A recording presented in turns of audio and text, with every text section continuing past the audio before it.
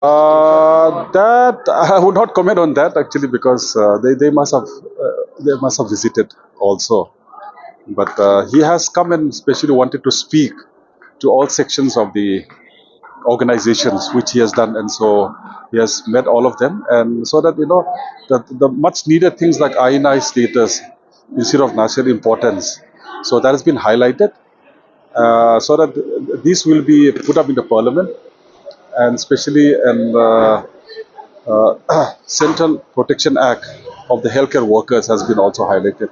So that this will be highlighted in the parliament to pass in the parliament as an act, so that the healthcare workers are being protected. So I think these are the highlights which I have listened to different demand which is being put forward by different associations of the institutions. So what is the main benefit as if